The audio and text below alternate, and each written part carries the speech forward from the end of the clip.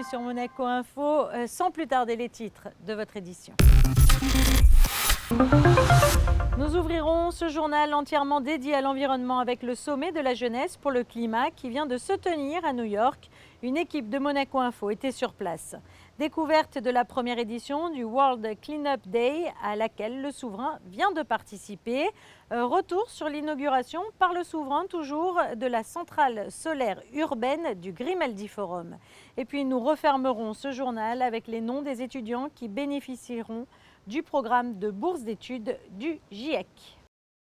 Alors que les dirigeants du monde entier se retrouvent cette semaine à New York pour participer à la traditionnelle Assemblée générale de l'ONU, les jeunes du monde entier ont été invités à venir participer au sommet de la jeunesse pour le climat dans l'enceinte des Nations Unies. Le récit de Patricia Navarro sur des images de Sylvain Péroumal.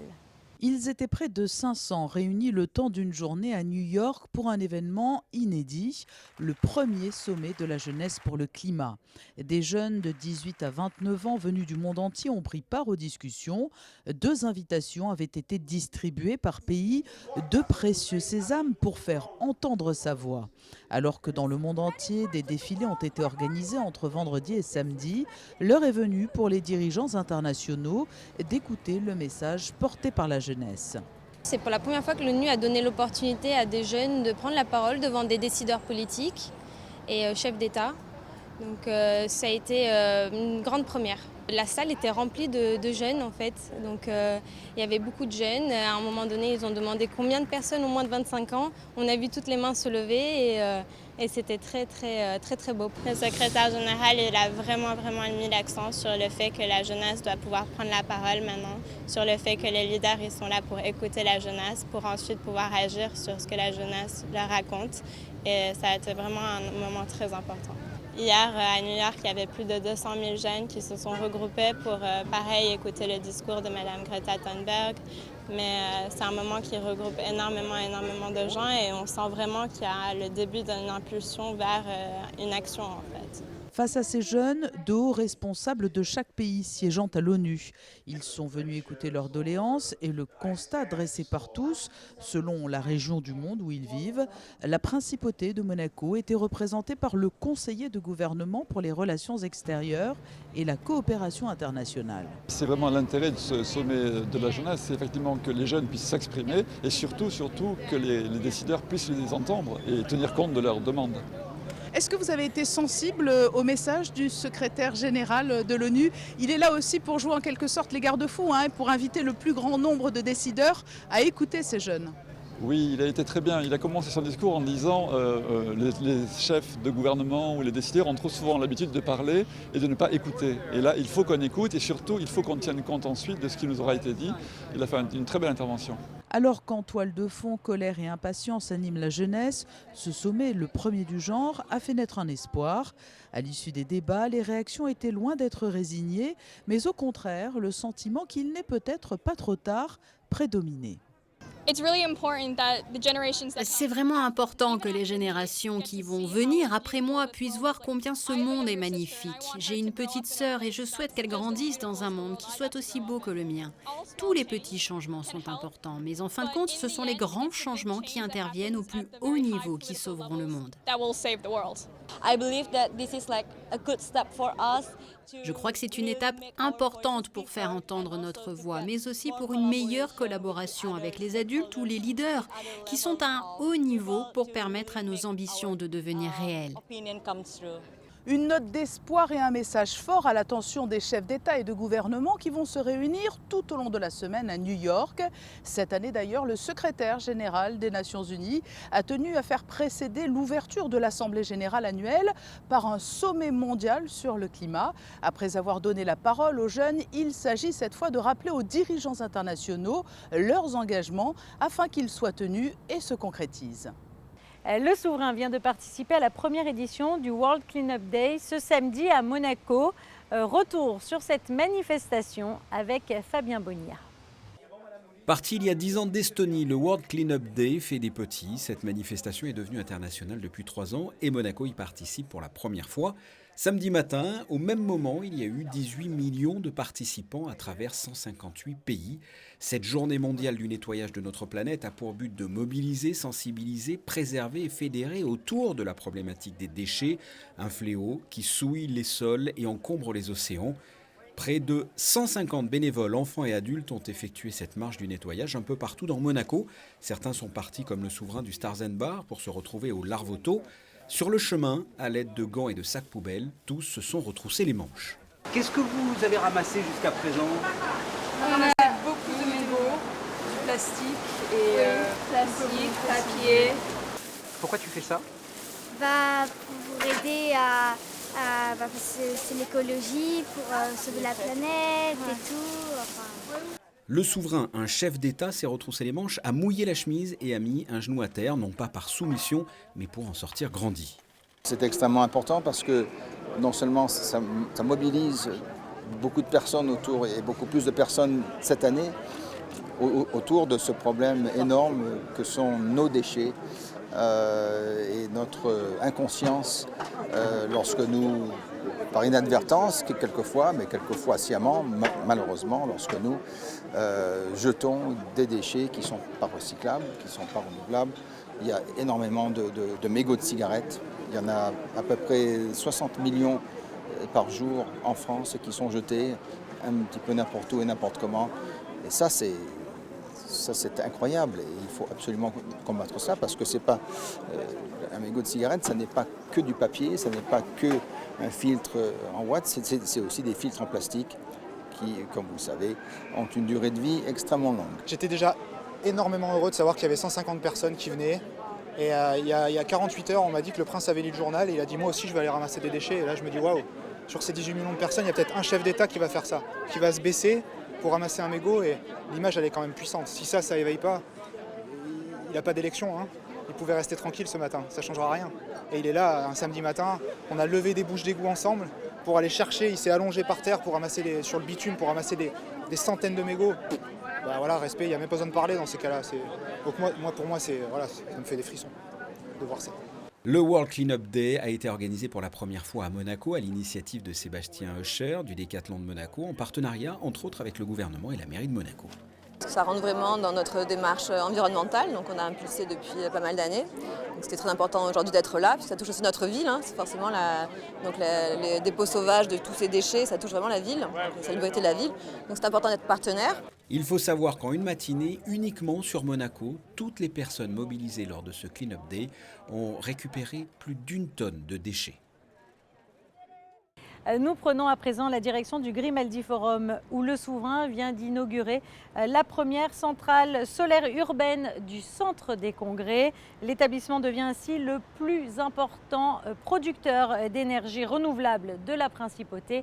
Fabien Bonilla vous en dit plus. 2500 mètres carrés, 1500 modules, une production annuelle de près de 650 MWh. Voici le projet photovoltaïque sur le toit du Grimaldi Forum. Un dispositif qui vient d'être inauguré par le prince Albert II. La taille de l'installation et ses performances font du Grimaldi Forum le plus important producteur d'électricité photovoltaïque de Monaco. La SMEG s'est engagée à financer et réaliser cette centrale solaire urbaine pour l'exploiter pendant au moins 15 ans. Ce projet a été fait en anticipation. Au départ, il était prévu qu'il soit réalisé dans le cadre du chantier de l'extension en mer, donc livré en 2025. Et on a obtenu l'accord de réaliser cette installation 7 ans en avance, ce qui fait que l'électricité produite bénéficie déjà aujourd'hui au Grimaldi Forum, mais aussi au chantier de l'extension en mer qui est juste à proximité. Et à terme, contribuera à l'équilibre énergétique du futur quartier de l'extension en mer. L'installation de cette centrale photovoltaïque a nécessité un certain nombre de précautions. Il a fallu notamment rénover l'étanchéité. Un des grands enjeux a été par exemple de limiter au maximum le poids des composants pour permettre d'équiper la toiture. Nous sommes maintenant désormais la première centrale solaire de la principauté de Monaco. On va produire l'équivalent de la consommation annuelle de 170 foyers monégasques, donc c'est vraiment quelque chose de très significatif. Je pense qu'on est vraiment une belle représentation de ce que l'on est capable de faire, voilà, avec les efforts conjugués de la SMEG, du gouvernement et du Grimaldi Forum. Le Grimaldi Forum a obtenu dès 2008 la certification ISO 14001. Le centre de congrès participe activement à la mise en œuvre du pacte national pour la transition énergétique. La consommation globale d'eau y a été divisée par 2,5. Son taux de tri a été multiplié par 2,5 également. Sa consommation d'énergie a été réduite de 25%. Et enfin, un accord avec la SMEG lui permet désormais de consommer une énergie 100% verte. En marge de la 51e session du GIEC, la Fondation Prince Albert II de Monaco et la Fondation Cuomo ont dévoilé les noms des étudiants qui bénéficieront du programme de bourse d'études du GIEC lors d'une cérémonie au musée océanographique. Le reportage est signé Émilie Rousseau. En 2007, le groupe d'experts intergouvernemental sur l'évolution du climat lançait son programme de bourse d'études. Celui-ci est ouvert aux chercheurs issus de pays en développement préparant leur thèse de doctorat sur un sujet d'étude se rapportant à la problématique du changement climatique. Ainsi, tous les 2 ans, de jeunes chercheurs sont sélectionnés par un comité d'experts. En 2009, la Fondation Prince Albert II s'est associée à ce programme. Elle a été rejointe par la Fondation Cuomo en 2013. Je trouve que les jeunes sont très impliqués dans ce qui se passe dans leur pays. Et j'ai parlé avec les Argentins, les Brésiliens, sont vraiment très soucieux et très conscients qu'ils ne perdent pas, il ne faut pas quelque chose. La génération, pas la seule génération qui arrive, même la deuxième, la troisième, ça sera une catastrophe. Une nouvelle promotion d'étudiants boursiers a dernièrement été célébrée au musée océanographique en présence du prince souverain et du président du GIEC. 5 jeunes chercheurs venant de Chine, d'Argentine ou du Brésil ont été primés à l'image d'Igor Ribeiro. Mes recherches portent sur les feux en Amazonie et l'impact qu'ont ces incendies sur la qualité de l'air de Manaus, l'une des plus importantes métropoles du Brésil. J'étudie donc les conséquences que ces feux ont sur l'environnement, mais aussi sur la santé des habitants. Suranjit Kaura-Lejedara fait lui partie de la promotion 2017-2019 des boursiers du GIEC. Ce Sri Lankais a porté ses études sur le rôle des îlots thermiques urbains sur la variabilité des conditions météo à Colombo. L'aide de la Fondation Cuomo a été précieuse pour son travail. Quand vous réalisez de hautes études, c'est très avantageux de pouvoir bénéficier d'une aide financière. L'appui de la Fondation Cuomo et du GIEC est une reconnaissance prestigieuse pour moi. Cela m'aide financièrement dans mes recherches, dans l'élaboration de mes données, mes analyses. C'est vraiment un soutien considérable. La promotion 2019-2021 compte donc 5 bénéficiaires. En tout, 16 doctorants ont reçu le soutien de la Fondation Cuomo depuis le début du partenariat avec le GIEC. En bref et en images. En dépit d'un ciel menaçant, succès pour la 6e édition du Trottin Roll, une manifestation organisée samedi par l'association Favlien qui est devenue au fil des années un rendez-vous familial et festif dans le but de récolter des fonds pour la lutte contre les cancers pédiatriques. Depuis 2014, la Fondation a déjà récolté près de 400 000 €. Samedi, un chèque de 100 000 € a été remis aux équipes du Centre scientifique de Monaco. Pique-nique géant, place du Casino pour marquer la renaissance des jardins des Boulingrins et pour fêter le 150e anniversaire de la création des sociétés des bains de mer. Pour ce déjeuner sur l'herbe, la SBM avait convié 400 de ses plus fidèles clients dans une atmosphère remplie d'immenses parapluies rouges. Le menu a été concocté par le chef Philippe Joannès, le directeur des événements culinaires de la SBM, en collaboration avec les 14 chefs du resort. Il est à présent temps de passer en revue votre carte météorologique. Retour d'un temps ensoleillé ce mardi, le vent soufflera entre 10 et 20 km/h, la température de l'eau sera de 23 degrés, il fera 21 degrés le matin et 24 l'après-midi. Mercredi, quelques éclaircies le matin et un ciel très nuageux l'après-midi, les températures 19 degrés le matin et 22 degrés l'après-midi. Jeudi, le temps sera ensoleillé, il fera 18 le matin et 24 l'après-midi. Vendredi, beau temps le matin, mais beaucoup plus nuageux l'après-midi avec des risques d'averses. Les températures, 17 le matin, 24 l'après-midi. Samedi, soleil voilé le matin, ciel ensoleillé l'après-midi, 19 degrés pour la matinée, 22 degrés pour l'après-midi. Dimanche, beau temps le matin, le soleil se voilera progressivement l'après-midi. Les températures, il fera 18 degrés le matin et 21 degrés l'après-midi.